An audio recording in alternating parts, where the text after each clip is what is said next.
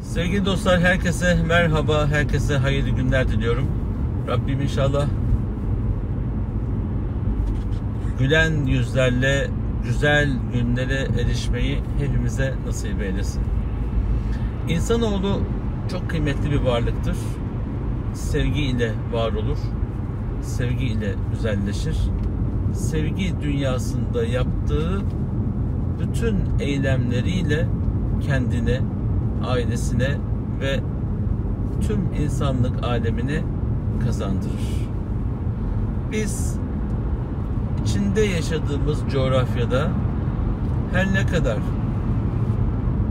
afetler olsa da, haksızlıklar olsa da sevgi medeniyetinin temsilcileriyiz. Bize sevginin tohumları ekildi. Sevginin bilgisi ve öğretisi uygulamalı olarak bir şekilde gönül dünyamızda var edildi.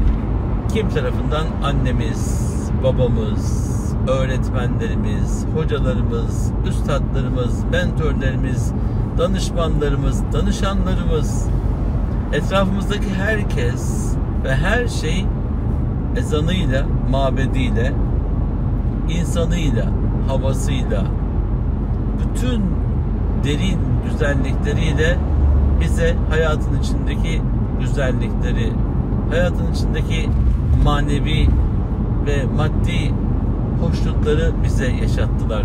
İkramlarla, tebessümlerle, tercihlerle, özen hissettirecek bütün güzel davranışlarla bize bunu gösterdiler. Komşularımız, cemaatimiz, dostlarımız, ailemiz, akrabamız, sevenlerimiz. Aralarda yok muydu numunelik, kendine has, özel, değişik halleri olan insanlar? Elbette vardı. Cami cemaatinin en ön saflarında gözyaşı dökerken en ön safta bulunup yanlış davranışlar içerisinde girip kendi iç dünyasındaki fitne, fesat, fücur duygularının bize doğru yansıtılmaya çalışılan halleri elbette oldu. Okulumuzda oldu, hayat okulumuzda oldu, etrafımızda oldu, kıskananlar oldu, çekenler oldu, çekemeyenler oldu. Elbette bunlar var oldu. İnsanın olduğu yerde mutlaka vardı. Ama çoğunluk iyilik yapanların oldu. Sevgi dolu insanların oldu. Biz onların bize yaptığı o güzellikleri unutup bizi tanımadan yapılan kötülüklerin, haksızlıkların esiri olup tüm dünyayı böyle olumsuz görmedik. Göremeyiz de. Hani örneğimiz, önderimiz, Peygamberimiz Efendimiz Aleyhisselam nasıl her zaman tebessümlü, her zaman düşünceli, her zaman ince davranışlı idi ya, biz de onun ümmeti olarak sünneti üzere yol almak adına onun gibi doğru, dürüst, ilkeli davranış modellerini ortaya koymakta mükellefiz. Kime karşı? Kendimize karşı. Sonra etrafımıza karşı. Siyasi, ticari, ilmi, içtimai ne kadar alan varsa hitap edilecek, bu alanların tamamında bu ilkeli duruş ve davranışı en zor anda da, en keyifli anda da ortaya koymakla mükellefiz. Şeyh Sadi Şirazi'nin çok güzel ifadesi var.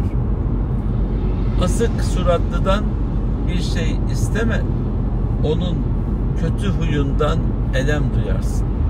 Asık suratlı bir adamdan su istersin, öf der, çeker, size artistlik yaparak su getirmeye kalkar. Basit bir örnek verdim.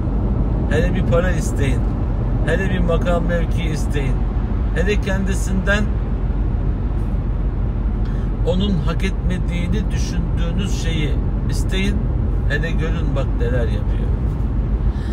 Gönlünün gamını anlatacaksan bir kimseye, anlat ki yüzünü görünce ferahlayasın. Öyle bir insana anlat ki gönlündeki gamı, kederi, sıkıntıyı, derdi, o insanın yüzünü gördüğünde, o insanın gelişini gördüğünde görür görmez senin iç dünyan ferahlasın, gönül dünyan ferahlasın. Böyle insanlarla otur kalk, böyle insanlara derdini aç. Yüzü abuz, suratsız, tebessümün ne olduğunu bilmemiş, bilemeyecek olan, iç dünyası kararmış, yalanlara kendini inandırmış, kendini kötülüğün içerisine hapsetmiş, kalbini karartmış, ruhunu daraltmış insana siz ne deyip de ne alabilirsiniz? İnsanın en büyük hapsi, en büyük cezası nedir biliyor musunuz? Şu beden denen mahluka, yaratılmış olan şu bedenin içerisindeki kalbi ve ruhu hapsettirmenizdir. Cezaevine girmenize gerek yok. Siz eğer kalbinizi ve ruhunuzu dış dünyaya açık, sevgi dolu değil de herkese ve her şeye kapalı şu bedenin içerisine hapsedip kalbinizin içindeki güzellikleri kimseyle paylaşamamış, uçsuz bucaksız okyanuslar gibi ruhunuzu açıp tüm evreni saramıyorsanız vallahi hem kalbiniz hem ruhunuz ebediyen siz yaşadığınız sürece hapis hayatı yaşamaktadır. Bu mu? Bu mu insanın kendi kendine yaptığı iyilik? Yıllar önce şöyle olacaktı, böyle olacaktı, filanca kişi yüzünden olmadı. Filanca benimle evlenmediği için çocuğum olmadı. Sen hangi hareketi, hangi yanlışı yaptığını kendi kendine dersini alıp kendini düzeltmeyi tercih etmemişsin. Çünkü ben değişemem demişsin. O da senin o değişmeyecek halini görüp sana evet diyememiş. Şimdi çocuğun olmadı diye o kadını ya da o adamı suçlamak kimin haddine? Yanlışı tercihen yapan insanın bizatihi kendisidir. Doğruyu tercihen yaptığı gibi. Madem ki hayat bu kadar planlama üzerine, o zaman bu kadar deyip işi Allah'a havale edip kusuru, suçu da ona atfetmek ne demek? Bu doğru bir şey değil. Ben filanca makama gidecektim, filanca kişi benim ayağımı kaydırdı. Aslında o kayman senin daha üst makama çıkman için bir bahaneydi. Sen orada durup ben bu işi yapacağım deyip diğer yolları deneme sabrı ve cesareti göstermeyip kaçtığın, bir daha besmele çekip o işin üstüne gitmediğin olabilir mi acaba? Başarı dediğimiz şey bir anda gelmiyor ki. Defalarca üst üste deneye gidiyor. Kaybede kaybede kazanmayı öğreniyoruz.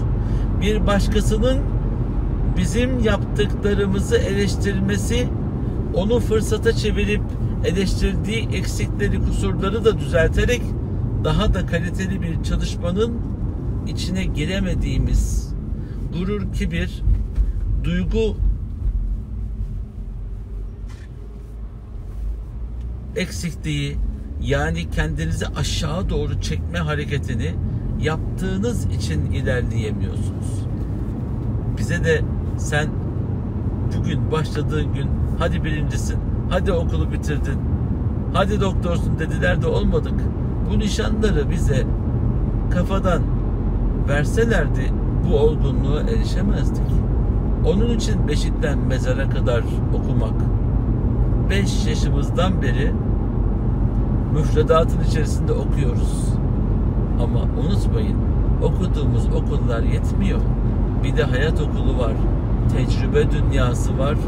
Bunları da okumak durumundayız. Dua edelim. Ben çocukken dua ederdim. Allah'ım öğretmenlerim, hocalarım güzel olsun diye. Allah da en güzel hocalarla karşılaştırırdı beni. Siz dua ettiniz mi? filanca okul ve oranın en iyi hocaları, en iyi öğretmenleri dersinize girsin diye dua ettiniz mi? Çok azınız etmiştir diye düşünüyorum. Etmiyordu arkadaşlar. Ben ediyordum. Çünkü bir öğretmen, bir hoca sizi nerede görmek istiyorsa ancak o kadar ilerleyebilirsiniz. Öğrencilerimin tamamına Kur'an hususunda dünya birincisi olmanızı istiyorum. Dünya birincisi olabilirsiniz diyerek çalıştırdığım için onlar dünya birincisi olabildiler. Ama senden bir şey olmaz deseydim çok zorlanırlardı. Gayret ederler. Ama çalışmakla olmuyor. Anne baba duası, öğretmenin, hocanın duası, bunlar çok önemli. Ondan sonra sizin gayretiniz gerçekten faydalı oluyor. Eksik olursa bu büyük bir kayıp oluyor. Onun için güzel yüzlü, güler yüzlü, işini bilen, severek yapan insanlara dua edelim. Onlar bize fayda sağlasınlar. Bugünkü sohbette böyle oldu. Yorumlarınızı, dualarınızı bekliyoruz. Herkesin ve her şeyin sahibi Yüce Rahman'a emanet olun. Allah'a ısmarladık.